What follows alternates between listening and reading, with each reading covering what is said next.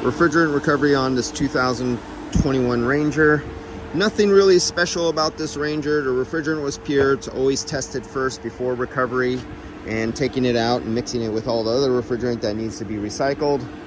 But let's talk about business. Business owner to customer or business to business, whether it's a retail customer or business to business, when another business or customer expects you to cut your prices to give them a deal to do their work, when your business is already so busy, you're like 7 in the morning to 7 in the evening, and you could do Saturdays and Sundays. No, you cannot survive off that kind of business. When you were young and you had a lot of energy and you thought you had to give it away, maybe yes. But to be in a legitimate business that somebody else is in trouble because their equipment is broken down because they choose the cheap route, or not so cheap route, just the wrong person, and now they're in a bind and they really need a cheaper price, but they're there because they didn't have backup. They're there because unfortunately the wrong person put in the system and made some mistakes that caused it to burn out. And I see this year after year, decade after decade. This scenario, we have all come across it. You have to be able to spot business. It's like here I am. I'm at one place. I'll be here probably a good 2.5 hours, and you got a YF vehicle here, a recovery, a 134 recovery, a 134 recovery, a 134 recovery, a 134 recovery, a 134 recovery, and let's see. So this is like morning to night. Oh yeah, another YF recovery. This was hit, the frames pushed over, the core supports munched, and so that'll be another YF recovery. That was a YF recovery. And your person you're doing business with wants you to give breaks. But if you're the kind of business that actually pays for training and good equipment and know what you're doing, you didn't get there by being cheap and giving it away. If you did, you wouldn't get there because you need money to buy equipment and go for a trade. This was a recovery, and you could see my tag on it. I was there just a few days ago, and this looks like it's going to be ready within this next week for recharge. This one I recovered last week, and that'll be ready for recharge. This one I recovered. You can see my sticker on there, and it looks like in about another week it'll be ready. Here's the whole core support taken out in one giant assembly. There's the condenser. There's a little intercooler there. That radiator's on the back. It looks like the condenser's already here, a radiator, yep. And that will be going in, coming up. That will be ready pretty soon. So if you're starting in business and you're young, if you do it too cheap, you will always be broke and you'll never be able to afford tools and equipment. This is ready. That's ready for recharge.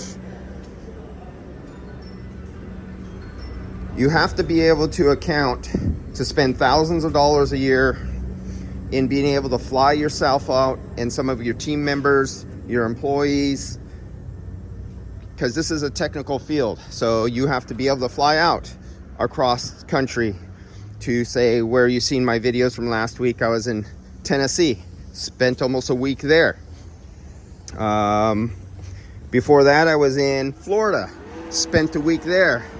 Now, I was supposed to go out to the AHR. That was 2 days after my Tennessee mobile air conditioning seminars and expo, but that was too close. That put 3 expos, almost taking a week away from my business at a time. 3 in 1 month is just a little too much. And so I'll hit that one next year. We'll go over there. I'll have one person going over to management and accounting and bookkeeping, taking those classes. I'll have another person going into management and, you know, business performance and stuff like that. And then myself, I'll be attending the more technical ones. I am not the most astute person best for handling bookkeeping. And I have to take some more management classes because I am lacking in that ability of time management. And But you have to be able to pay for these things. You have to be able to pay for $3,000 refrigerant analyzers. You have to be able to pay for multiple gauges, multiple vacuum pumps, and multiple recovery units. And if you're a small 1 or 2 man team, that gets really, really expensive really fast. And if you are looking at the cheapest guys in your neighborhood and you're trying to outbid them by lower prices, you will always be broke. You will always be wondering why you can't pay your employees better to get better employees. You will always be wondering why you don't have time to train your employees, because you're literally chasing dollars down to the bottom of the septic tank, putting yourself out of business, competing with somebody else who is putting themselves out of business. That's not the route to go. And so it's either you shape up or you ship out. And the last 2, we're going into 3 years now after the shutdown and the supply chain problems. I've watched so many of my competitors go out of business, it's ridiculous. I've watched my customers who were businesses, who I was a vendor for, go out of businesses in an incredible alarming rate in just the last 2 years. And the ones who stayed in business are the ones who raised their prices and stopped doing free work, and they discovered they can no longer give discounts, otherwise they would be bankrupt and out of business.